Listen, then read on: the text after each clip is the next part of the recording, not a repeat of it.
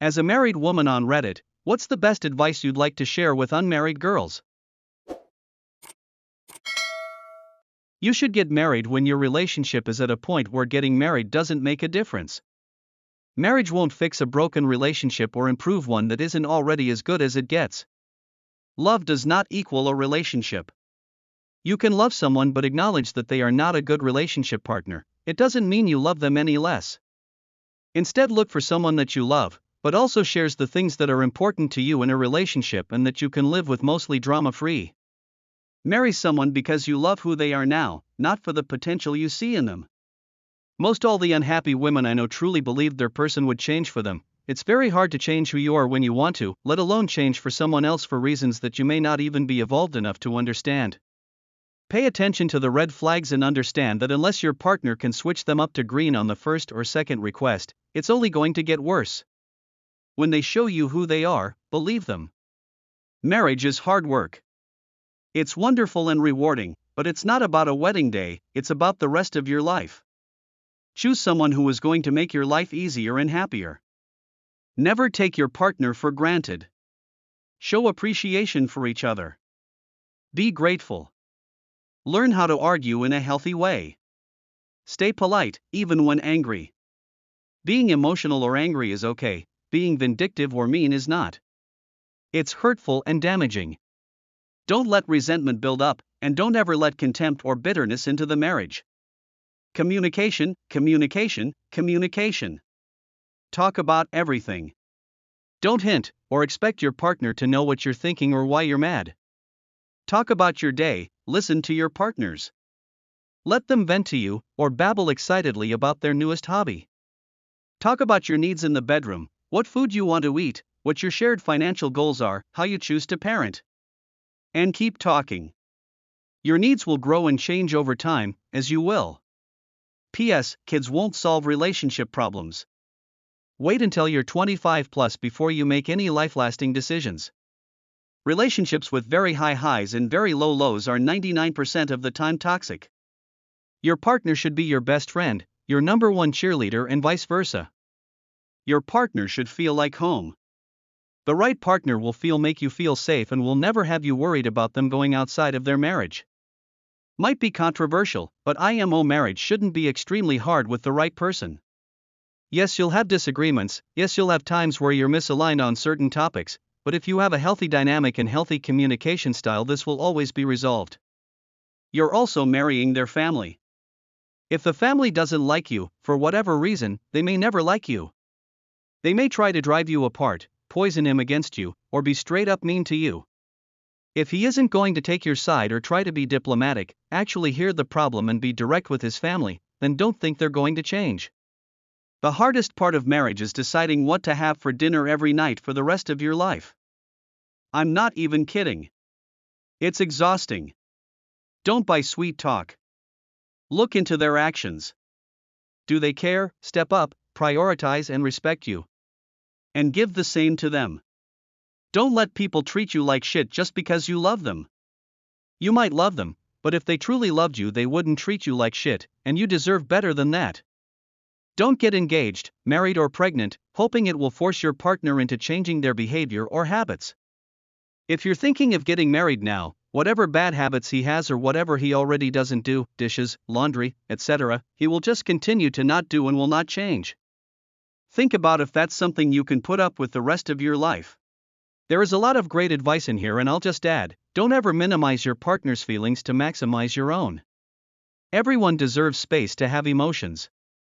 Don't move away from your support network, especially when you have kids. If your relationship breaks down, you'll have a hard time relocating back to them. Straight person here, so speaking from that perspective. Morbid. But, before you get married, imagine you get in an accident. And a consequence of that accident is that you have to relearn to walk. How does your spouse fit into that equation? Are you bedridden watching wet towels pile up on the floor of the bathroom? Is he able to go shop for all the meals you both love without sending you a text about which olives to buy? Can he pay the water, gas, and electricity without interrupting your intense grief? Is he selfless enough to carry you to the car for the 7 months for physical therapy? Imagine you have two amazing kids and then you die when they are 12 and 9. Is this the man you want them to navigate adolescence, grief, and life with? Would he know where to drop them off at school? Would he know the email of their teachers? Would he know what menstrual pads to buy your daughter and the special pharmacy where you get your son's inhaler? Apply this logic to having a miscarriage, losing a parent, being broke as hell, having a mental health episode, being sued, owning a failing a business, losing a job, getting cancer, etc. Those things or their equivalent will happen to you during this marriage. Think about those tiny moments that you tolerate right now and what they will look like in a time of real strife. Imagine in 14 years that you're at Thanksgiving and one of your in-laws makes a comment about how your daughter is really filling out or your son might have sugar in his tank. How does the man of your dreams and father of your children react? Really imagine your marriage beyond while we have fun. Or, but I love him so I can excuse he doesn't know how to grocery shop. Don't marry for now, marry for those scenarios. Because that's the way to live a fulfilled life. Just because your man is cute with his nephews at the holidays, tells you he would love you if you were a worm, or buys you amazing birthday gifts, doesn't mean shit. The reality is that most men won't parent, be there for you when you just need him to buy the groceries for 3 weeks, or even stay with you if you gain 30 pounds. Red flags get worse after marriage. It's easier to break up than divorce. Especially after kids. Also, some men might get into therapy and change small habits, but these movies that depict men having life-changing circumstances and suddenly becoming the hero? I'm convinced these movies were made to keep women hopeful and married. If you aren't happy before the wedding, you won't be happy after the wedding.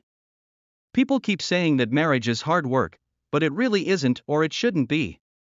Life is hard work sometimes, but the right person will make the good and the bad times better. It's okay to be picky and it's okay to know what you want, or more likely, what you don't want.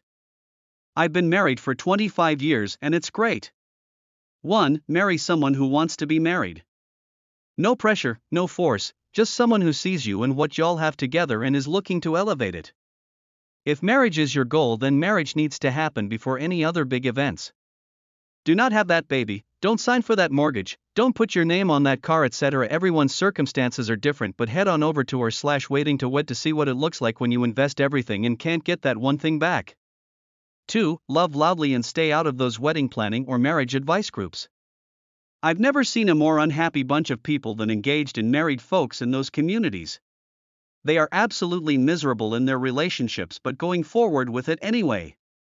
And because they can't or won't leave, they do not want to see anyone else leave either, so y'all can complain about your terrible partners together.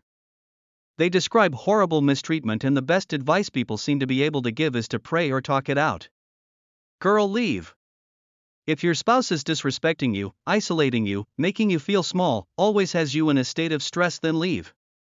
You are not meant to marry everyone who proposes to you and not meant to get a proposal out of everyone you date. Stop trying to make it work with someone who doesn't like you. 3. Maintain separate hobbies and friends. You can love your partner to pieces and still have healthy amounts of alone time or quality time with others. Do not fall into the trap of centering your world around your partner and forgetting everyone else. Your friends were not placeholders until you found a relationship. 4. If you are going to be a SOM or SAHW, you need to protect yourself. I know you think your partner would never, but we also never thought we'd land on the moon. Make an agreement about how much of the household income will get transferred to one of your personal accounts, or alternatively try to find some sort of online work. Do not leave the livelihoods of yourself and any potential children up to a coin toss, be financially involved. Even if you do work outside the home, a division of finances needs to be agreed upon. 5. Learn each other's communication needs. You may be someone who likes to solve the problem right now, and they may be someone who needs a moment to process. Give them that space without making them feel like a non-participant. If they are going to get back to you, then they will. Now obviously there is an extreme to this and you'll be able to tell if they are kicking can, but in normal cases taking a moment is okay. Also, whatever the disagreement may be, table it at dinner and resume after. I don't have the science for why this matters, but it does. Use dinner as bonding time and quality time always. The disagreement will still be there when y'all are done. 6. Make time for sex. You would be surprised how many little irritations start to arise all because it's been too much time since you were last put through a mattress. It's a great de-stressing activity with your favorite person. Bust that tang open. And even if you don't have time for the whole event, show your partner you're thinking of them. Never stop flirting, teasing, etc. You are each other's muses. That being said, also find a healthy balance with incorporating non-sexual intimacy as well. Physical and emotional bonds needs good soup for nourishment. 7. You do not have to like each other's families, you just have to be respectful. Don't force your spouse to go somewhere you know they are uncomfortable, disliked, or not wanting. Don't force any bonds or connections, they either are going to happen or they won't. I never agreed with the idea that marrying makes you all family. Marrying just made you this person's spouse. No one else has to see you this way, and you don't have to see them that way. They can be your partner's family, and that is all, especially in the face of disrespect. You don't have to tolerate that.